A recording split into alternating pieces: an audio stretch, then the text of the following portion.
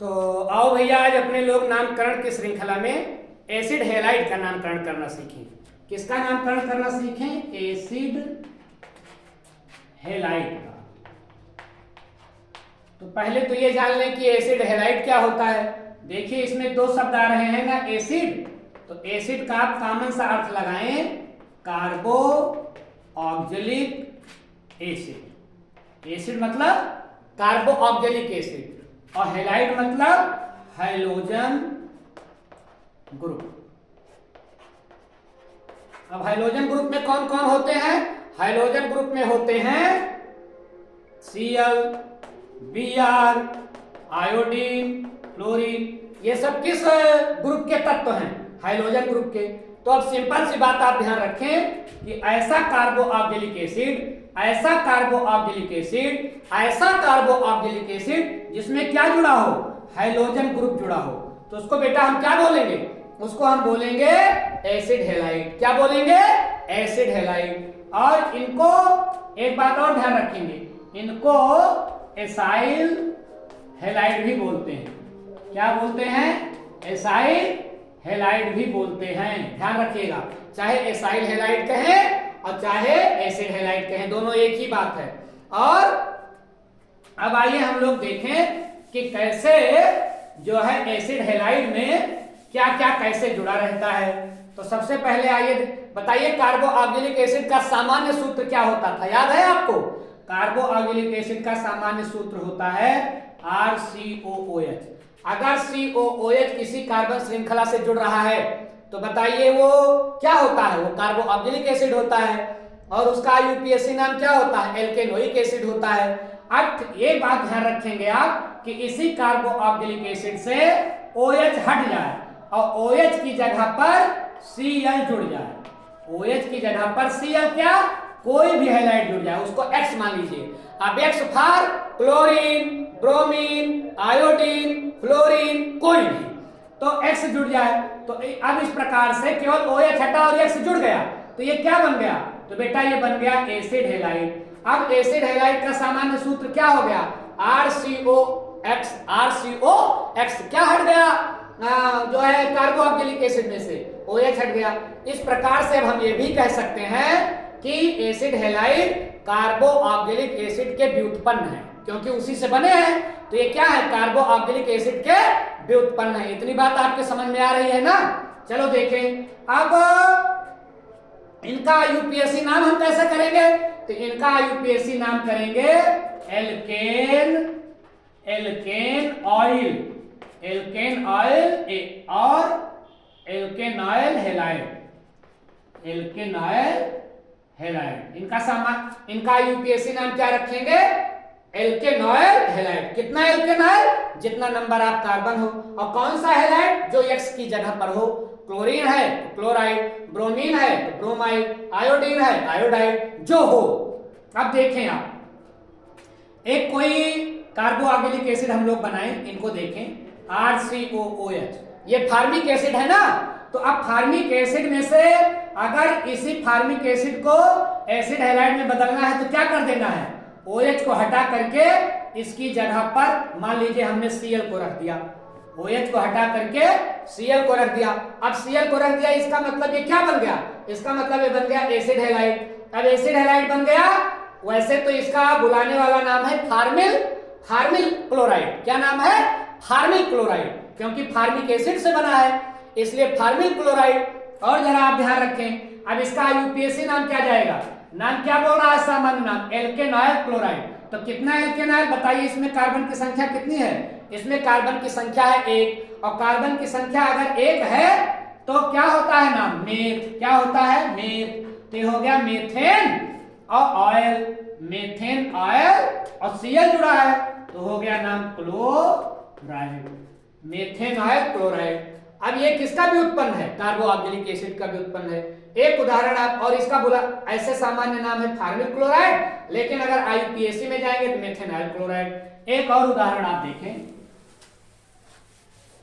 एक और उदाहरण देखें, ये CH3 सिरका लें, CH3COOH, ये सिरका है ना, एस्टिक एसिड। अब एस्टिक एसिड को एसिड हैलाइड में बदलना है तो क्या करें, इसका OH हटाएं और इसकी जगह पर कौन आ जाएगा, इसकी जगह पर आ जाएगा Cl।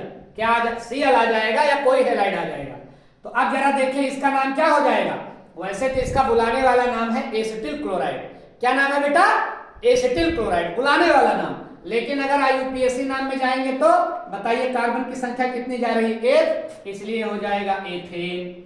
क्या हो जाएगा, एथेन। और एथेन Cl जुड़ा है इसलिए एथेन ऑयल, एथेन ऑयल। और Cl जुड़ा है इसलिए क्लोराइड। क्या हो जाएगा, एथेनॉयल क्लोराइड। अब इसका नाम क्या हो गया IUPAC, एथेनॉयल क्लोराइड। अब जरा देखें आप एक और उदाहरण। जितना उदाहरण आप करेंगे मेरा फॉलो करें और अपनी कॉपी पर आप खुद बनाएं। ऐसे यौगिक बनाएंगे, जितने अभ्यास करेंगे उतने आपका कॉन्सेप्ट क्लियर होगा। अभ्यासेन विद्या, कहावत है ना, विद्या हमेशा अभ्यास से आती है। तो जितना ज्यादा आप अभ्यास करेंगे उतना आपके लिए बेटा फायदेमंद होने वाला है। आइए मेरे साथ एक और देखें। देखिए CH3, CH2 और COOH, ये क्या है, ये भी कार्बोऑक्सिलिक एसिड है। अब कार्बोऑक्सिलिक एसिड को अगर एसिड क्लोराइड में बदलना है तो क्या, एसिड हैलाइड में बदलना है या क्लोराइड में बदलना है, तो यहाँ आप चाहे Cl लिख दें चाहे Br लिख दें। चलो हम Br लिख दे रहे हैं। अब ध्यान रखें आप कि ये Br आ गया, इसका मतलब एसिड हैलाइड हो गया। और देखें कौन सा एसिड हैलाइड है, कार्बन की संख्या गिन लीजिए, 1 2 3, 3 कार्बन हो गया बेटा। तो बताइए IUPAC में हम क्या कहते हैं 3 को, प्रोपेन। क्या कहते हैं, प्रोपेन। और CO से कौन जुड़ा है, Br, इसका मतलब ये हो गया एल्केनॉयल, तो प्रोपेन ऑयल। और Br जुड़ा है तो ब्रोमाइड। क्या नाम हो जाएगा, ब्रोमाइड। क्या नाम हो जाएगा इसका, प्रोपेन ऑयल ब्रोमाइड। अगर यही Cl जुड़ा होता तो प्रोपेन ऑयल क्लोराइड। लेकिन ध्यान रखेंगे कि ज्यादा जो है क्लोराइड ही एसिड हैलाइड होता है, मैक्सिमम। अब एक ये तो सिंपल सा उदाहरण रहा कि जब OH को प्रतिस्थापित हटा करके कोई हैलाइड ग्रुप आ जाए तो नाम हो जाता है एल्केनाइल हैलाइड। तब जब जो श्रृंखला कार्बन की जुड़ रही है उसमें सिंगल सिंगल बॉन्ड जा रहा है। लेकिन अगर स्थिति बदल गई और किसी कार्बन कार्बन के बीच में डबल बॉन्ड आ गया तो आप क्या करोगे, तब जरा देखिए इसको, CH3 CH double bond CH और COOH। अब बताइए ये क्या है, ये निश्चित रूप से COOH जुड़ गया तो कार्बोऑक्सिलिक एसिड है। लेकिन अपने लोगों को नामकरण किसका करना है, हैलाइड का। तो अगर यहां आ गया मान लीजिए Cl, तो Cl आ गया तो बताइए ये क्या हो गया, ये एसिड हैलाइड हो गया ना। अब जरा देखें इसमें थोड़ी परिस्थिति बदल गई है, क्योंकि कार्बन कार्बन के बीच में अब एक जगह डबल बॉन्ड भी आ रहा है। और अपने लोगों ने पहले ही क्लास में इस बात का डिस्कशन किया था कि अगर कार्बन कार्बन के बीच में कहीं डबल बॉन्ड आ जाए तो उसका नामकरण क्या जाता है, एल्केन की एल्कीन जाता है, ठीक है ना। तो अब ये क्या हो जाएगा, एल्कीन। अब कितना एल्कीन, जितना नंबर आप कार्बन हो तो गिने, कितना नंबर आप कार्बन है, 1 2 3 4। कितना नंबर आप कार्बन है बेटा, 4। तो इसका नाम क्या हो जाएगा, ब्यूट। क्या नाम हो जाएगा, ब्यूट। अब बताइए ब्यूट हो गया और ब्यूट में किस नंबर पर डबल बॉन्ड जा रहा है, तो दूसरे नंबर पर डबल बॉन्ड जा रहा है, इसलिए यहां लिखिए 2 इन और 2 इन। और अगर Cl जुड़ा है या हैलाइड जुड़ा है तो ऑयल, तो ब्यूट 2 इन ऑयल। और क्या जुड़ा है, क्लोराइड। तो अब बताइए इसका IUPAC नाम क्या हो गया, ब्यूटीन। ब्यूट 2 इन या ब्यूटीन भी आप लिख सकते हो नॉर्मली, लेकिन अगर 2 इन दिखाएंगे तो ज्यादा जो है ये प्रभावशाली होगा। तो ब्यूट 2 इन ऑयल क्लोराइड, इसका IUPAC नाम हो गया। अब इसी को बेटा थोड़ा देख के एक परिस्थिति और लाएं, अगर कार्बन कार्बन के बीच में ट्रिपल बॉन्ड हो जाए। देखें आप, चीज वही है, केवल यह हट गया, यह हट गया तो बताइए एक कार्बन की चारों संयोजकताएं एकल बॉन्ड डबल बॉन्ड से कहां संतुष्ट होंगी, ट्रिपल बॉन्ड से संतुष्ट होंगी। अब देखें यहां कार्बन कार्बन के बीच में क्या आ गया, ट्रिपल बॉन्ड आ गया।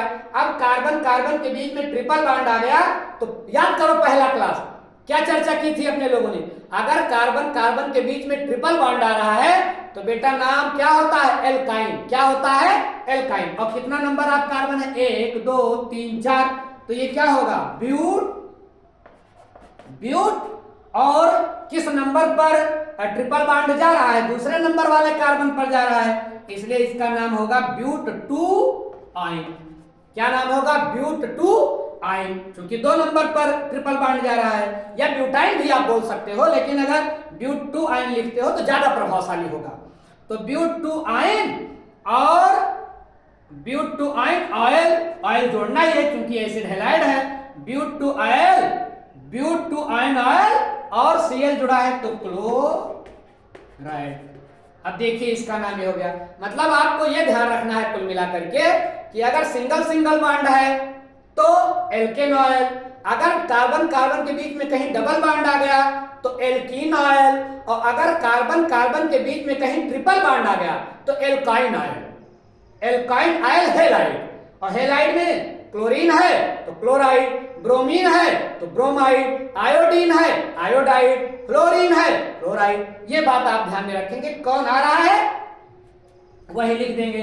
एक उदाहरण और देख लें तो मामला एकदम क्लियर हो जाए कि मान लीजिए कोई जो है एसिड हैलाइड है और उसकी सीधी श्रृंखला में कोई पार्श्व श्रृंखला भी जुड़ी है।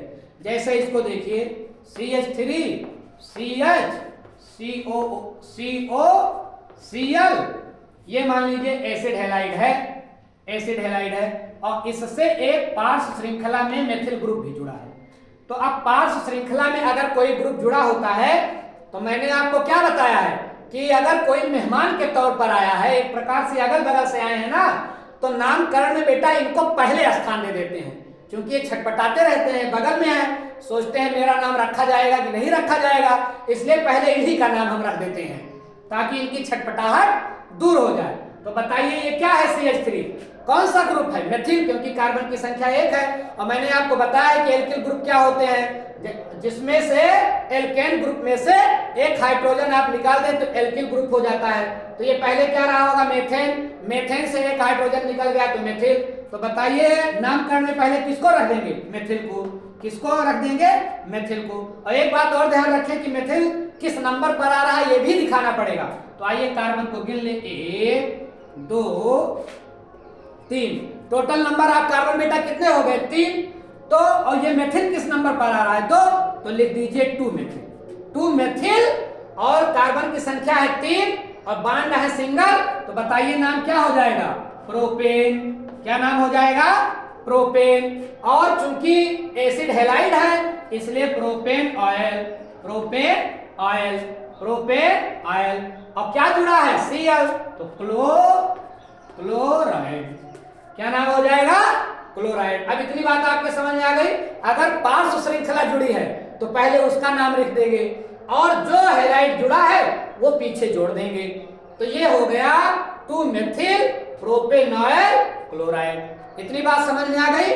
मुझे लगता है कि आप समझ गए होंगे कि एसिड हैलाइड होता क्या है और एसिड हैलाइड का नामकरण हम करते कैसे हैं। कुछ नहीं करना है, आपको सीधा सा ये देखना है कि जो है कार्बो ऑक्जेलिक ग्रुप में से OH के स्थान पर कौन आया है।